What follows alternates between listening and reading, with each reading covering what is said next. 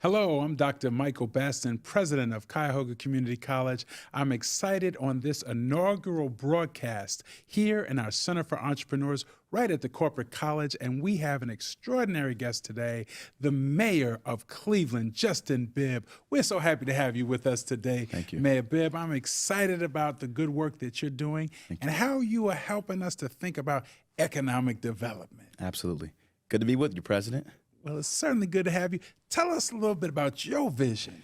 Well, first, I want to just acknowledge how amazing Tri-C is for Cleveland and the region, but also for my own personal journey as mayor.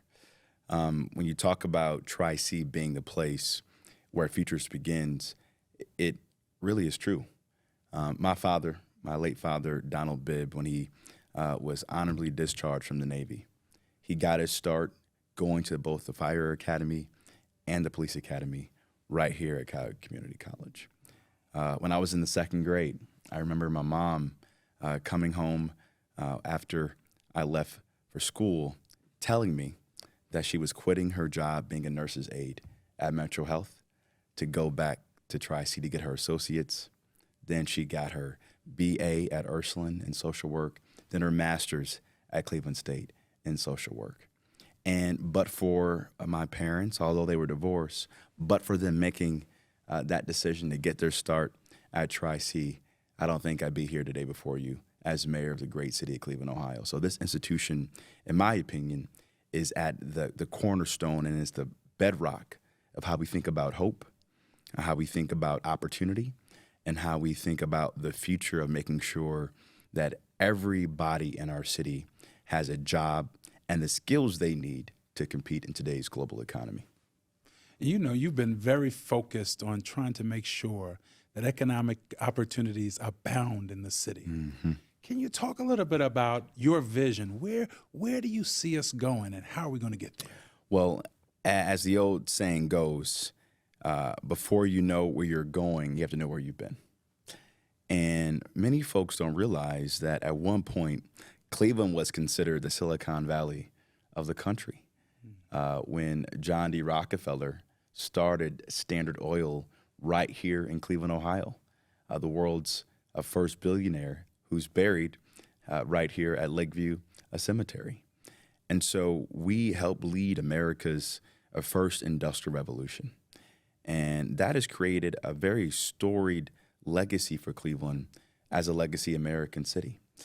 And as we think about all the challenges that we have seen over the last couple of decades, from the impact of globalization, from the impact of the increase in technology and how that decimated many of our core industries, to legacy issues like structural racism and redlining.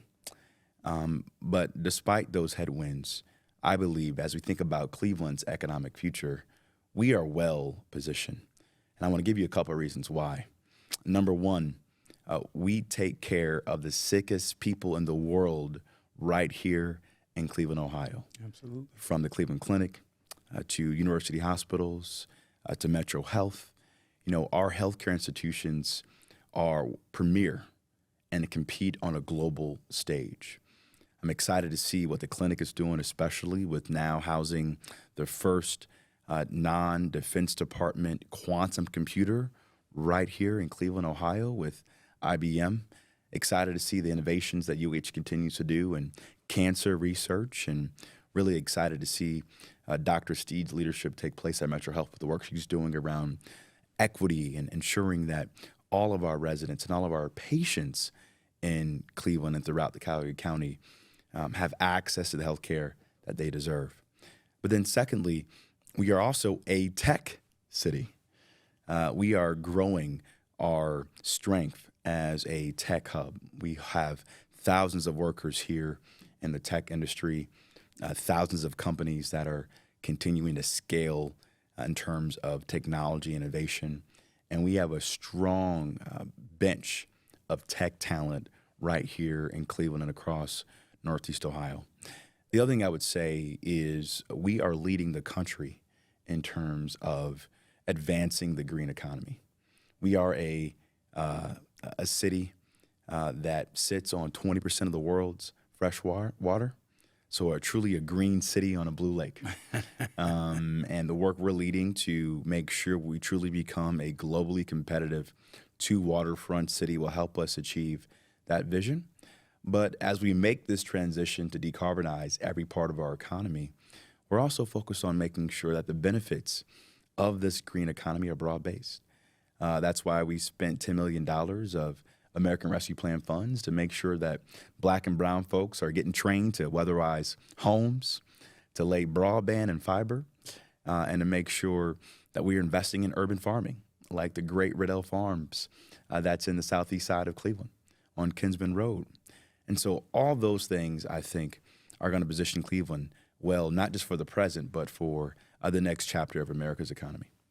And I've been talking about this concept of Cleveland as the career capital of the state of Ohio. You look all around the state, and I think that all of the different resources that we do have, the opportunities for the diversity, for the job prospects, and even to be a home for entrepreneurship, it really lends itself for us to take that leading role. What do you think we have to do with business and industry in our city to ensure that others outside of Cleveland recognize the promise and the power and the opportunities that actually exist here? Well, Dr. Baston, I would say a couple of things. Going back to the Rockefeller story, because I think it's indicative of this evolution we've made over the last 100+ years as a city. Now, while Rockefeller started his business here in Cleveland, Standard Oil, he had to leave because we didn't have the right business environment for him to grow and scale. So he left to go to New York City. And I talk about that story because in many ways, we have been challenged as a city and as a region in terms of how we think about risk-taking and risk orientation. You know, I've said this before, we have to change our relationship with risk and be okay to fail. When you think about the prowess and the impact that Silicon Valley out on the West Coast has had on not just the American economy, but the global economy, you don't get Facebook, you don't get Amazon, Tesla, without having bold, audacious entrepreneurs who are willing to take big bets, but also having the ecosystem of investors who are willing to take that risk. And so we need to continue to aggressively enhance our risk appetite as a city. I would also say we must do a better job on the employer side of really removing some of these historical barriers to work that we've seen, what I like to call upsetting the setup. And you look at a lot of these job descriptions that are on LinkedIn or Indeed, even for basic entry-level jobs, they want to tell you we want 5 years of work experience for an entry-level job or college degree only for an entry-level job versus, in many ways, taking in the totality of someone's lived experience. Because I know you and I know that some of the best entrepreneurs are on MLK and Dove and Leonard Crave, but they haven't had the same opportunity to get exposed. And I truly believe that talent is equally distributed, but opportunity and access is not. And so with institutions like Tri-C, we can help reverse that paradigm and really make sure that we spread opportunity and spread access in a more democratic way. The last thing I would say is we have to be confident in who we are as a city and a region. It's okay to have swag and promote your swag and boast about what you're doing. And in many ways, I think we have been too humble as a city, and enhancing that bravado in terms of how we think about ourselves and view ourselves, not just here at home, but when we leave home is very important. Because as Clevelanders, when someone's talking smack about our sports teams or our city, we stand up And we got to keep that consistent level of bravado and swag as we chart this next path for our city and our region. I so agree because, as someone who has come as a new sort of transplant to the city, I have been so impressed by all of the many resources in the city. The fact that we are already the cultural capital of the state, there's no question about that. But just the sheer grit, determination, the will to thrive and survive is here. It's the heartbeat of the city. And yet and still, not everyone is participating in the prosperity the way we want them to. And I think part of that is that we've got to be very intentional about raising awareness of opportunities and providing assistance to those opportunities so that people broadly can prosper. What do you think about that particular concept? I think you're absolutely right. That's why I believe education and public education is a key part of the equation.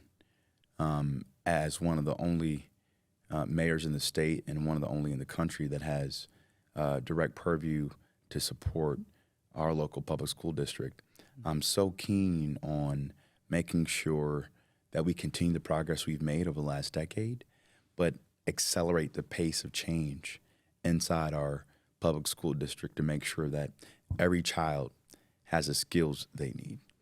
And what we've seen coming out of this pandemic is that the value proposition for public education has changed, for education in general has changed. I was often talking to many parents, and they told me stories of many of their students dropping out of high school during the pandemic to get a job at Amazon or Target because it allowed them to meet their immediate needs.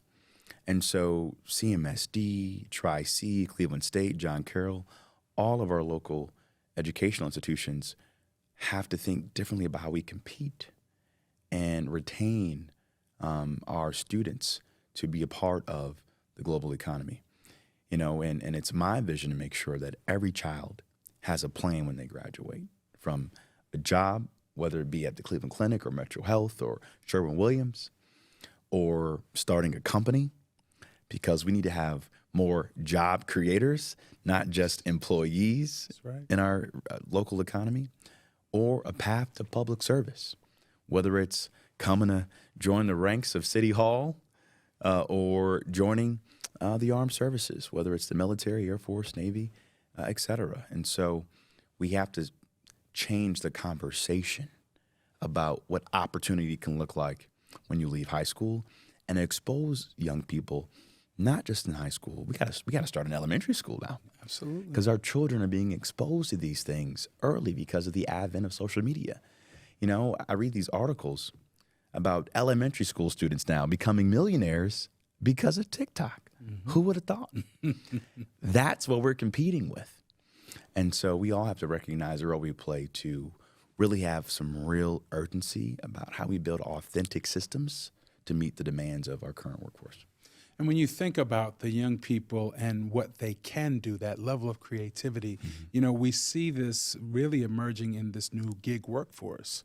We've been talking here about how do we get people to recognize not only the power of their potential, but what they need to do to move forward. So it's not enough to have an idea, but you have to have support systems and structures in place to help you grow that.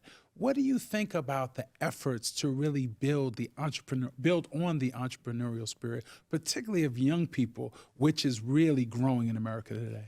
Yeah, this is where I think an organization like Tri-C can play a very special role because, we can expose students to all the core aspects and components of how to create a business. It's okay to have a great idea. A lot of folks walk in the streets of Cleveland with great ideas. But the key question is, can you execute? So what does execution look like? Number one, you have to have a business plan. You have to have a revenue model, a cost model, a marketing plan, a way to handle customer support when your product defaults or is not up to par. All those pieces are a part of a larger equation. But then you tie it back to, so why is school important? Well, in order to communicate my vision to investors, I need to learn how to communicate. Communication's one-on-one. In order to come up with the right revenue model and or cost structure, got to understand basic maths. That's why math and STEM is important. In order to understand how to lead, leadership development, interpersonal communication, critical, emotional intelligence, critical. These are all things that you can learn with a high quality education in K through 12 and a high quality post-secondary education like you can here at Tri-C. And so walking through all of those core component pieces with our scholars is so important to make sure that those who want to be job creators and entrepreneurs have those skills. And at the same time, I would say, not only do we need more entrepreneurs, but we need more entrepreneurs, people who will take that entrepreneurial skill set and come work in public works at the city of Cleveland, or lead product development at Sherwin-Williams, or be the chief innovation officer of a local nonprofit.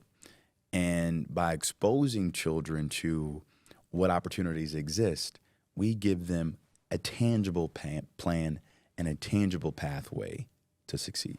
And you believe that Cleveland can go through an economic renaissance, that we can be one of the leading cities in the country. No different, as I always say, Cleveland can be to Ohio what Boston is to Massachusetts, what Chicago is to Illinois, what Atlanta is to Georgia. We can be that. What are going to be the building blocks? What are going to be the things that ultimately catapult us into the space that you believe we can and should own? We have no other choice. We are in a war for good quality jobs, and we are competing not just with Boston, Chicago, LA, New York, Silicon Valley, Austin, Texas. We're competing with Bangalore, Beijing, London, Tokyo, Rio. We need to think of ourselves in that way. And it's not just the core of Cleveland, but our region, which is nearly 2 million people. And so, I think there are a couple strategies that we're focused on at City Hall. One being, for nearly 2 decades, we haven't had a strategy for traded sector job growth. So that's jobs in healthcare, IT, advanced manufacturing, et cetera. And in the urban core of our city, within the population limits of the city of Cleveland, over the last 2 decades, 2 important data points I want to just drill down on for a second. One, we've lost nearly 20% of our population over the last 2 decades. And across all 17 wards, we've lost nearly 30% of all jobs. And so that trend line has been going in the wrong direction for a long time at an accelerating pace. And throughout the same time horizon, while the United States experienced a roughly 11% increase in traded sector job growth, Cleveland experienced a negative 5% decline. We can't compete with those kind of economic fundamentals. And so because of the work we've done with this administration and with President Biden, we are deploying $50 million of American Rescue Plan funds to take 1,000 acres of vacant land all across the city from the east side to the west side. And now we're turning those brownfield toxic sites into shovel-ready sites to attract and retain good companies back to the urban core. I want Cleveland to be a walk-to-work city where regardless where you live, you have a good quality job you can go to help give you real economic opportunity. Before we go, one last question for you, Mayor. 5 years from now, tell me about Cleveland and its economic destiny. Cleveland will be a leader, not just in advanced manufacturing, but we will be a leader in terms of closing the racial wealth gap. And we will go from being one of the second poorest big cities in America to being one of the most prosperous, thriving big cities in the country. That's the goal, and everybody's got a role to play to make that vision a reality. Well, you heard it here, ladies and gentlemen, the mayor of the city of Cleveland, Justin Bibb, who shared with us a real big vision of the future, not only of this city, but our region. And we know that if we work together, we build together, we grow together. Thank you for being on the inaugural podcast here in our podcast studio here at the Corporate College, which is right here in Warrensville Heights. We hope that you'll take advantage of wonderful opportunities to grow your business and get the word out on podcasts in our new podcast studio. Thank you for being with us today, and have a wonderful day.